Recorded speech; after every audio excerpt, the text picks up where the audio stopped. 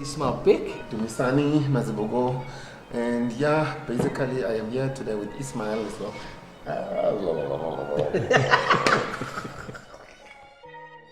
You don't owe him a cent, we gave you all your money, Ismail. Thank you, Jacob Zuma. Thank you, Shabir.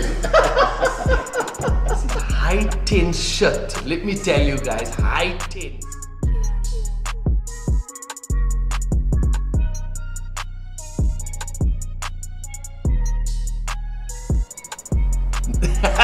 No, maar ze wees mij iets, man. Jy net nog gesê 1, 2, 3 and then now we're talking. Hi, this is the start to National Hotrods South Africa. I'm sitting here today with my friend Dumi, and we want to chat about why National Hotrods South Africa is so big and why we want to do a TV coverage for it and what input can we give and where we come from with this. We need to discuss this and let people know more about the National Hotrods of South Africa.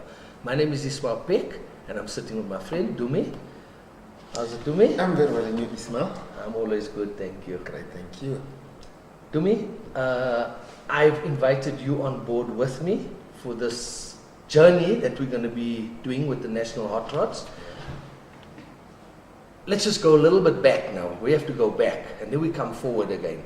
Going back, I met you in 2001, 2000, maybe 99, 98, somewhere there, I don't know, I can't even remember. To be precise, 2002. 2002. Yeah. And I actually saw that you were one of the people. I mean, there was lots of spinning, drifting happening, quarter-mile drag racing, and somehow we became friends. But I spotted you as you have some talent behind the steering wheel of a car with the spinning and just whatever you done those years. From there, I got you into an oval track car. Tell me more about that. And that was in 2009, if I can remember. Yeah, I started 2009 racing the oval cars. And until 2011, when we had to race, you remember we had to race against the British, yeah. So we were, few of us nominated to race. And yeah, but to start with, I can just tell you about my first day of that race meeting that day. It was something else. I was scared. And yeah, I was the only black man. It was the first time doing that. And yeah, it was a lot of us. But yeah, but Ismail, I didn't tell you. What did I do that day? But you coming there to Pretoria, which is an Afrikaans-dominated place. That is what I want to tell you about. Yeah. I was so scared that, you know, at the race meeting you pray, and then after praying you all get into your suits and then get into your cars. I got into the car with my camera.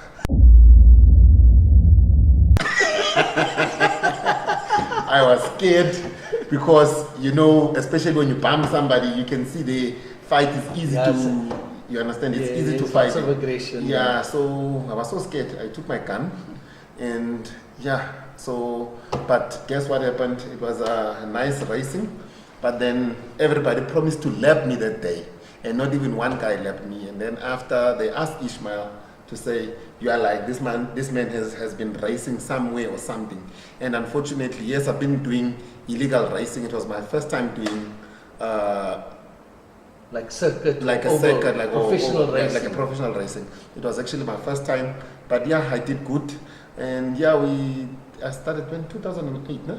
2008 or 2009, but yeah, the last time I raced was 2012.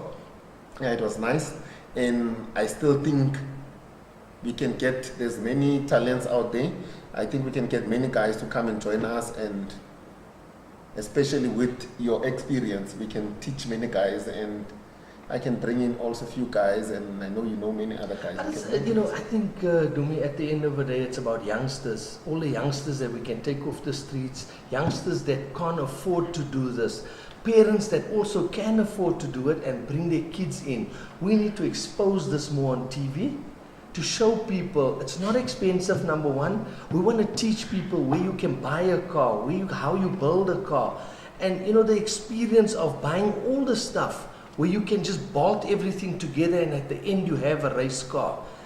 It's something for a father and son to do and spend hours in the garage, putting a car together and going out and doing professional racing. And the mother too, eh? And the mother. The mother will make the food, bring the Definitely. food to the garage. Shout them, when are you guys coming in? Yeah, definitely. You need to get ready for school tomorrow. But Ismail, I'm thinking, as you're saying, it's not cheap. I believe you because I've done it. It was not expensive for me. But you must remember, where we come in different, like from different families. Other people cannot even afford the petrol or a tire. So I was thinking, because we have made so many things possible, and I was thinking, in this show, we can offer maybe 1 or 2 cars. You understand? Mm-hmm. And then we get people to compete, we bring in cars, we bring people to compete, and then at a later stage, maybe we can even offer 1 or 2 cars. And then, you know, like let's say, for instance, we choose someone who cannot really afford anything and all that. You know, his talent will be spotted. Who says maybe tomorrow that guy will be driving for Formula One, will be our other Lewis Hamilton. To me.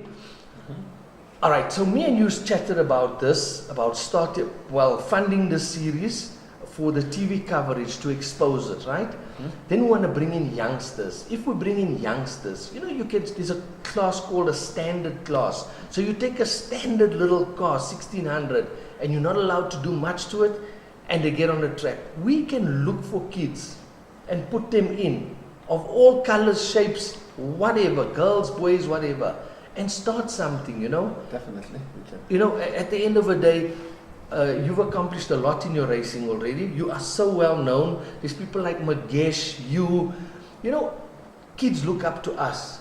And at the end, we have to give back to them. True that. And this is why we're sitting here today. You know, as you've just mentioned, Magesh, if you can remember, which year was it when we started the spinning thingy in Guatemala, in the Bahamas? It was 2003, 2004. You know, you remember when we started that thing, it was you, me, Magesh, and a few other spinners. And you know, when we started, it was like nothing. But the results were like amazing, because the first night, if you can remember, the first spinning day, you remember we were expecting about 500 people. And we had over 2,000 people that day. Wasn't it like 5,000 or 6,000? Yeah, but where we had to, all the roads in Guatemala was closed down. But let's go again back. Yeah. You guys came to me, said, you're a racing driver, and we all look up to you. Come and help us put up a spin place so that it's a safe environment for us to do it. And then, at that time, I had a good business running, and I could help fund it. You funded so I borrowed the club the money, and we put up a spin pitch. And he got his money back. The same night. The same night. Always money, yeah. We made a lot of money that night. I'm sure it was more than 100,000 rand we made that night, just on gate takings. Yeah, because I remember I was the treasurer at that time. So all the books were done by me. So we did exactly about 106,000 rand. So we don't owe him a cent. We gave you all your money, Ismail. Thank you, Jacob Zuma. Thank you, Shabir. But to me, what do you think about us putting you in a national hot rod for one race? Nah, anytime. Are you sure? Anytime, it's my food, brother. Do you know how tough it is? I think if I have done the oval track, and then I'm sure it will be. You know, a lot of people think oval is easy. You said it too earlier. Mm-hmm. They think it's just Oh my gosh, I raced all forms of racing in this country, and oval is my toughest racing. So we normally say, when you retire from oval, we go to the long circuit. When we need to race a bit easier with less stress. Definitely. You know, people talk about oval where people like fighting and there's a lot of aggression. But that sport, it's so tight racing. You're all on top of each other for so many laps. Your adrenaline is so high. That's why people get out their cars. Because it's crazy racing. You go crazy in your car and you get out crazy. That is the bottom line. Yeah, you're right, Ismail. It's not easy.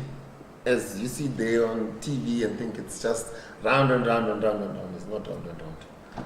You have to put much skills, much effort. You have to think. It's not easy.